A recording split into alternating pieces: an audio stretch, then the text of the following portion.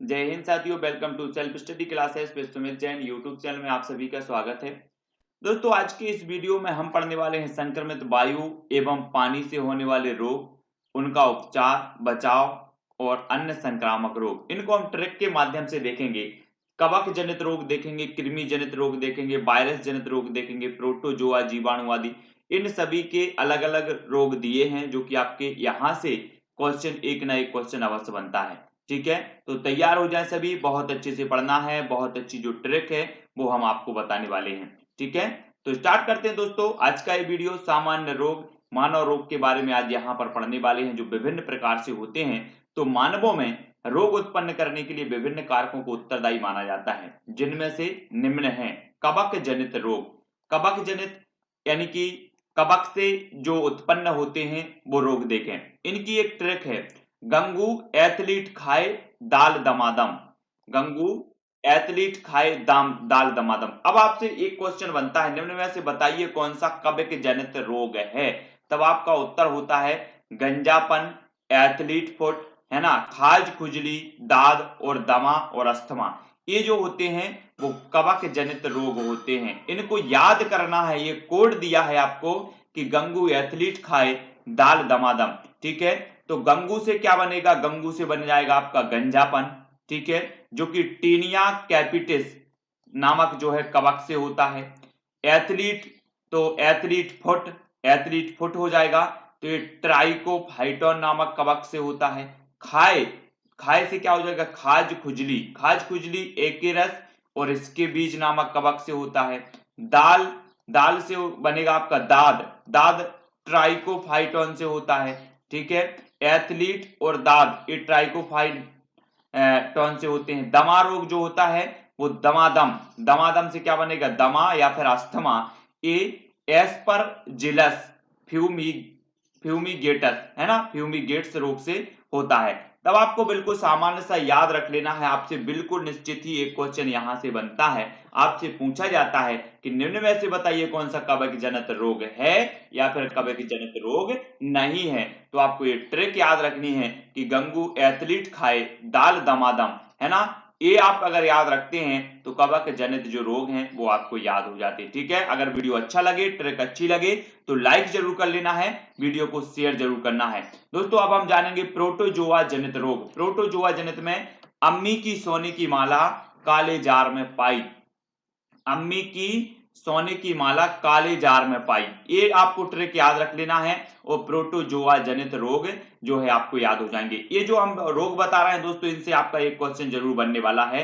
तो अम्मी से क्या बनेगा, अमीबिया, अमीबिएसिस जो रोग है ये, इसका जो वाहक प्रोटोजोआ है वो एंट अमीबा हिस्टोलिटिका है, हिस्टोलिटिका है ना। सोने, सोने से क्या बनेगा, निद्रा रोग, सोने, निद्रा रोग ये ट्रिपोनोसोमा, नोसोमा और माला, माला से मलेरिया।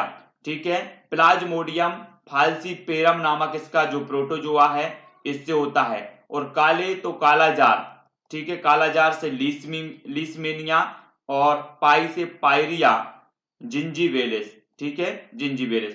तो ये आपको याद रख लेना है, सामान्य रोग है कि अम्मी सोने से, अम्मी की सोने की माला काले जार में पाई, तो अम्मी से अमीबीसियस रोग हो जाएगा, सोने से निद्रा रोग हो जाएगा, माला से मलेरिया हो जाएगा, काले से काला जार हो जाएगा और पाई से पायरिया हो जाएगी। ये प्रोटोजोआ, ये प्रोटोजोआ से होने वाले रोग हैं जो आपको याद करवाते हैं कि अम्मी की सोने की माला काले जार में पाई। इतना सा याद रख लेना है और प्रोटोजोआ जनित जो रोग होते हैं वो याद हो जाते हैं। ठीक है, आपसे एक सामान्य सा क्वेश्चन पूछा जाएगा दोस्तों कि निम्न में से बताइए कौन सा प्रोटोजोआ जनित रोग है। तब आपका उत्तर होगा अमीबियस, निद्रा रोग, मलेरिया, कालाजार और पायरिया। ठीक है, ये क्या है, प्रोटोजोआ जनित रोग हैं। इनको याद करने की ट्रिक है। वीडियो अच्छा सा लगे तो जल्दी से आपको लाइक जरूर कर लेना है। अब हमें बताना है दोस्तों जीवाणु जनित रोग, है ना। जीवाणु और विषाणु जनित रोग कई बार पूछे जाते हैं, जिनके लिए हमें तैयार रहना है। ट्रिक है, न्यूयॉर्क को काले T3 प्लेन की डिमांड है, काले T3 प्लेन की डिमांड है, किसे, न्यूयॉर्क को। तो यहां पर देखो कि जो जीवाणु जनित रोग है, न्यूयॉर्क से क्या बनेगा, निमोनिया, को से क्या बनेगा, कोड़, ठीक है, काले से काली खांसी, है ना, T3 से टाइफाइड, T3 से क्षय रोग, और T3 से टिटनेस, ये क्या बन जाएंगे, ये T3 है ना, T3। तो टाइफाइड, क्षय रोग और टिटनेस, यानी कि ये टीबी जो रोग होता ना वो क्षय रोग है ना। तो टाइफाइड, क्षय रोग, टिटनेस, ये T3 हो जाएंगे आपके। प्लेन से क्या बनेगा, प्लेग भी क्या से, जीवाणु से, डिमांड से डिप्थीरिया और है से हैजा। तो ये पूरा का पूरा है दोस्तों जो जीवाणु जनित रोग हैं। आपने याद कर लिया कि न्यूयॉर्क को काले T3 प्लेन की डिमांड है, न्यूयॉर्क को काले T3 प्लेन की डिमांड है। और आपको याद हो गया निमोनिया, कोड़, काली खांसी, टाइफाइड, क्षय रोग, टिटनेस, प्लेन, डिप्थीरिया और हैजा। ठीक है, ये आपको याद होगा। अब इनके जो जीवाणु हैं वो देख लेना, ये भी कभी कभी पूछा जाता है। तो जो निमोनिया होता है दोस्तों वो डिप्लोकोकस न्यूमोनी से होता है, ये इसका जीवाणु है। कोड़ होता है माइकोबैक्टीरियम लेप्री से, और काली खांसी होता है वार्डेटेला पार्टुसिस से, और टाइफाइड सोलमोनेला टाइफोसा, क्षय रोग ट्यूबर क्यूरोसिस से, है ना, और क्लोस्ट्रीडियम टिटेनी से होता है टिटनेस, पास्चुरेला पेस्टिस से होता है प्लेग, कोरनी बैक्टीरियम डिप्थरी से होता है डिप्थीरिया, और हैजा का जो वाहित जनित जो जीवाणु है वो विब्रियो कॉलेरा है, कॉलेरा। ठीक है, और इनको जो प्रभावित करते हैं, मान के चलो कि जो निमोनिया है, निमोनिया में फेफड़े प्रभावित होते हैं। ठीक है, कोड़ में त्वचा प्रभावित होती है, काली खांसी में फेफड़े होते हैं, टाइफाइड में छोटी आंत होती है ना, क्षय रोग में फेफड़े, टिटनेस में तंत्रिका तंत्र, और प्लेग में श्वसन तंत्र, और डिप्थीरिया में गले की झिल्ली, और हैजा में पाचन तंत्र। ठीक है, तो ये विभिन्न प्रकार के रोग हैं और इनसे प्रभावित होने वाले अंग भी यहां पर हमने पढ़ लिया। फिलहाल क्वेश्चन यहां से सीधा सा पूछा जाता है, निम्न में से बताइए कौन सा जीवाणु जनित रोग है। तो जीवाणु जनित रोग के लिए हमने याद कर लिया न्यूयॉर्क को काले T3 प्लेन की डिमांड है। T3 से हमने देख लिया कि टाइफाइड, टीबी और टिटनेस, ये T3 हो गए। ठीक है, और ये T3 प्लेन की डिमांड है, प्लेन से प्लेग हो जाएगा, डिप्थीरिया और हैजा हो जाएगा। ठीक है, कोड़, काली खांसी, निमोनिया, ये सभी जीवाणु से जनित रोग माने जाते हैं, इनको याद कर लेना बहुत ही महत्वपूर्ण है। ठीक है, बढ़ते हैं आगे। अब दोस्तों हमें पढ़ना है कृमि जनित रोग। कृमि जनित रोग पढ़ेंगे, ट्रिक है टीना की फाइल एंटी एक्सीलेंट, टीना की फाइल एंटी एक्सीलेंट, ये कृमि जनित रोग हैं। इनमें देखेंगे टीना फाइल एंटी एक्सीलेंट, तो टीना से, टी से क्या बनेगा, टीनिएसिस, टीनिएसिस जो रोग है वो टीनिया सोल्सियस वाहक है। ठीक है, इसका जो वाहक कृमि है। ना से हो जाएगा नारू रोग, फाइल से हो जाएगा फाइलेरियसिस। ठीक है, एंटी से हो जाएगा एंटीरोबियसिस, और एक्सीलेंट से हो जाएगा एस्केरियसिस।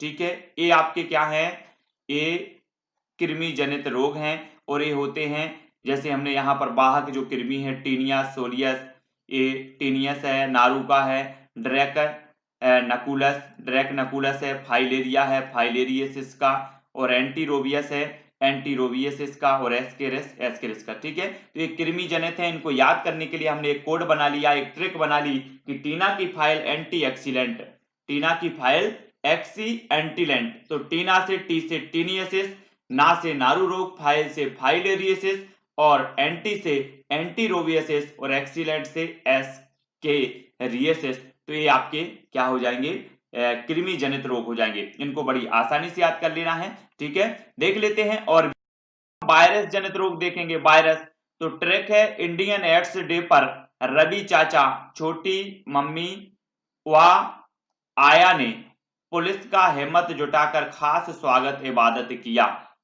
तो बहुत सारे हैं, इनको अच्छे से याद करना है। इंडियन एड्स डे पर रवि चाचा, छोटी मम्मी व आया ने पुलिस का हिम्मत जुटाकर खास स्वागत इबादत किया।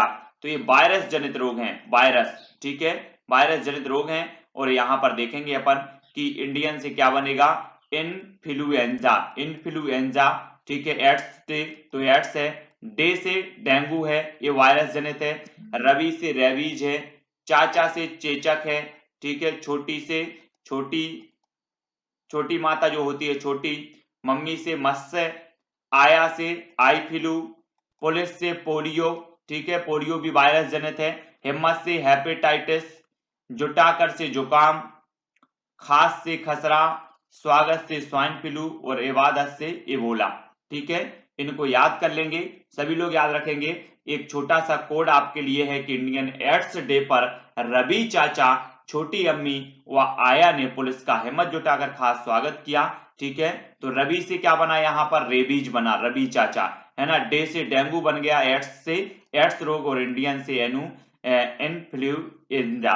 ठीक है, इनके जो है वाहक वायरस हैं। आर्थोमिक्सो वायरस से इन्फ्लुएंजा होता है, एचआईवी से एड्स होता है, आर्बो वायरस से डेंगू होता है और रेहब्डो से रेबीज होता है, बेरियोला से चेचक होता है, चेचक। तो बेरीसेला से छोटी माता होती है, मम्स से मम्स होती है ना। H5N1 से आई फ्लू, एंटीरो से वायरस से होता है पोलियो, हेपेडेना से हेपेटाइटिस, राइनो वायरस से जुकाम होता है और पैरामेक्सिको से खसरा। ठीक है, H1N1 से स्वाइन फ्लू और एबोला वायरस से एबोला होता है। तो ये चीज हमें याद रख लेना है, खाली इतना कोड रखना है कि इंडियन एड्स डे पर रवि चाचा, छोटी अम्मी व आया ने पुलिस का हिम्मत जुटाकर खास स्वागत किया। इतना आपको याद करना है। और इंडियन एन्युफ्लुएंजा एड्स डे, रवि चाचा, चाचा से चेचक, छोटी माता, मम्मी से मस हो जाएगा, आया से आई फ्लू, पुलिस से पोलियो हो जाएगा। ठीक है, हिम्मत, ये सभी काय से होते हैं दोस्तों, वायरस जनित रोग हैं। आपसे एक सामान्य सा क्वेश्चन यहाँ पर पूछा जाता है कि निम्न में से बताइए कौन सा वायरस जनित रोग है, कौन सा है वायरस जनित रोग और कौन सा वायरस जनित रोग नहीं है। तब आपका बिल्कुल सही आंसर हो जाएगा कि एन्युफ्लुएंजा, एड्स, डेंगू, रेबीज, चेचक, छोटी माता, mums, eye flu, polio, polio है ना, हेपेटाइटिस, जुकाम, खसरा, स्वाइन फ्लू और इबोला, ये सभी वायरस जनित रोग माने जाते हैं। इनको याद करना है दोस्तों। अब देखेंगे लैंगिक संसर्ग बीमारी है ना। एसटीडी से फोन आया, श्वेता सिर्फ ऐड करना, गाना मत गाना। एसटीडी से क्या आया, फोन आया, श्वेता सिर्फ ऐड करना, गाना मत गाना। तो एसटीडी से क्या हुआ, लैंगिक संसर्ग। ठीक है, सिर्फ सिफिलिस, गाना से गोनेरिया और एड्स से एड्स।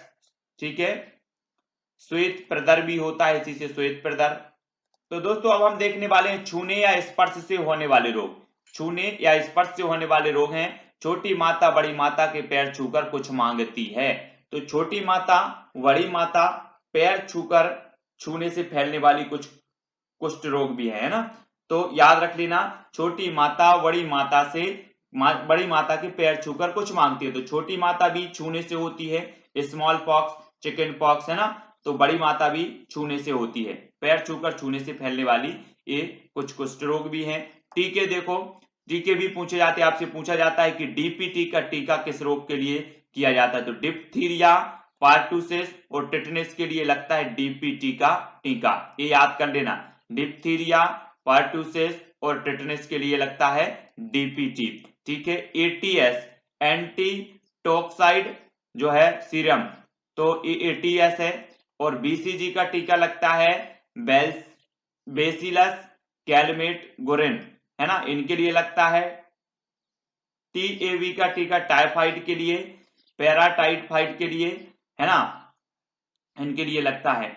और एड्स देखो, इसका पूरा नाम है एक्वायर्ड इम्यूनो डेफिशिएंसी सिंड्रोम। ठीक है, ये पूछा जाता है दोस्तों, कई बार पूछा गया है कि एड्स का फुल फॉर्म क्या है। तो आपको याद रख लेना है एक्वायर्ड इम्यूनो डेफिशिएंसी सिंड्रोम। ठीक है, ये क्या है, ये एड्स का फुल फॉर्म है। और ये इसका जो वायरस है वो एचआईवी वायरस है, और एचआईवी का फुल फॉर्म होता है ह्यूमन इम्यूनो वायरस। ठीक है, वायरस के कारण होता है ये एड्स।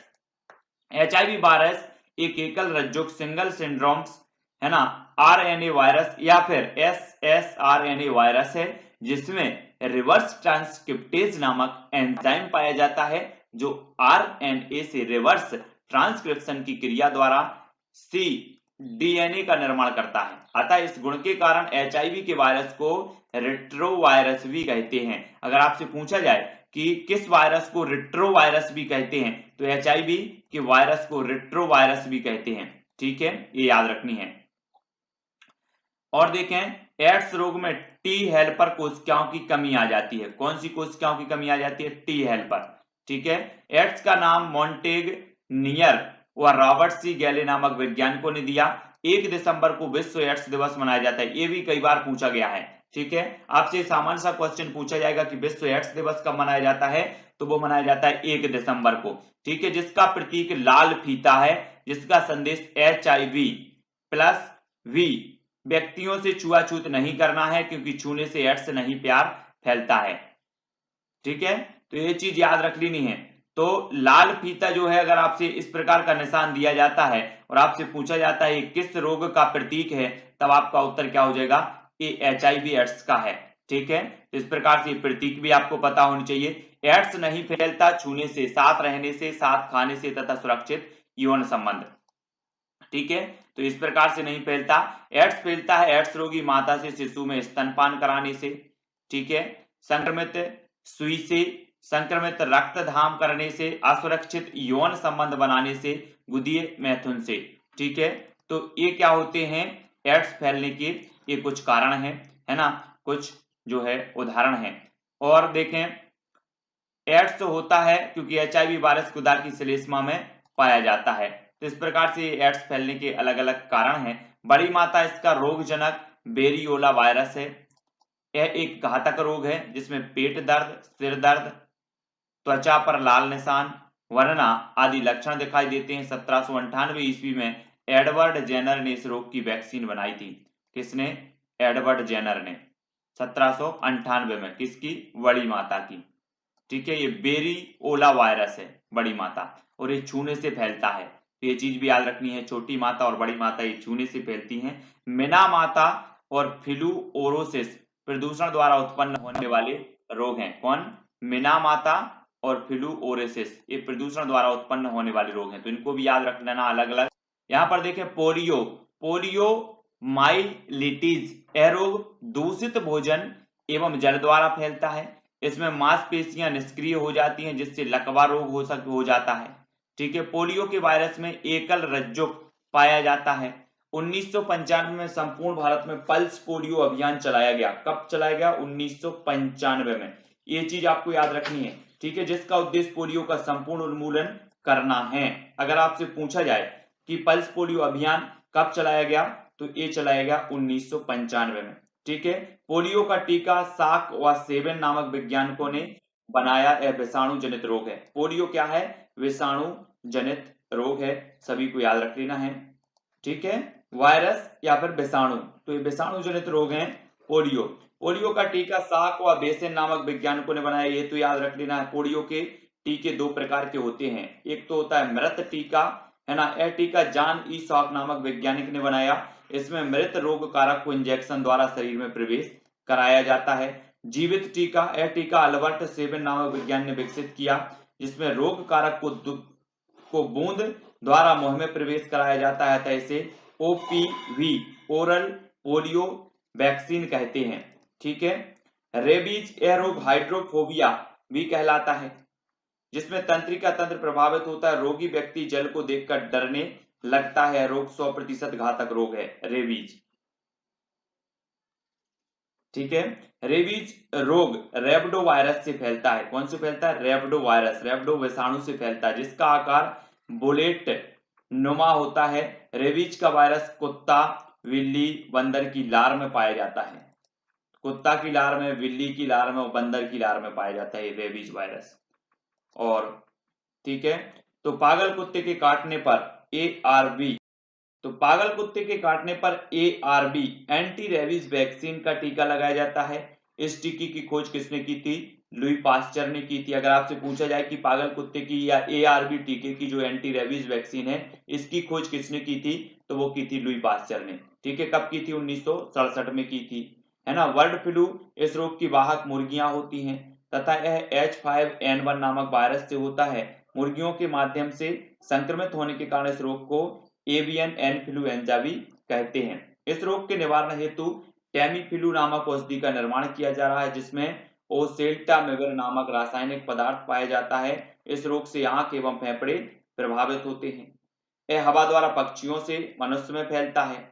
स्वाइन फ्लू देख लो, H1N1 ऑर्थोमैक्सो वायरस नामक वायरस के कारण अगर आपसे पूछा जाए कि स्वाइन फ्लू किस वायरस किस विषाणु के कारण होता है तो आर्थोमैक्सो वायरस के कारण होता है।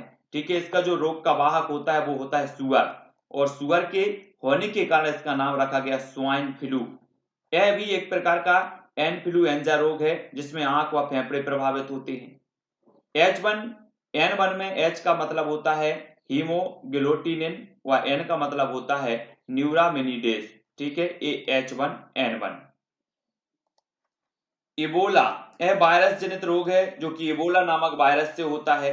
सबसे पहले इबोला वायरस सूडान से होता हुआ इबोला नदी के किनारे 1976 में मिला, इस कारण इस बीमारी का नाम इबोला रखा गया। इबोला 1976 में। इस बीमारी के कारण नाक कान से खून बहने लगता है तथा बुखार भी चढ़ता है तथा इबोला हेमरेजिक फीवर भी कहते हैं। यहाँ हेमरेजिक से मतलब नाक व कान से खून बहना तथा फीवर का मतलब बुखार चढ़ना। तो इबोला वर्तमान में इस बीमारी को EBD इबोला वायरस डिजीज कहते हैं ने इस बीमारी को आपदीय बीमारी घोषित किया। इसका अभी तक कोई इलाज संभव नहीं हो पाया है। विभिन्न संगठनों द्वारा इस रोग के इलाज हेतु दवाई एवं टीके के निर्माण की दिशा में प्रयास किए जा रहे हैं। तो ये इबोला है WHO ने।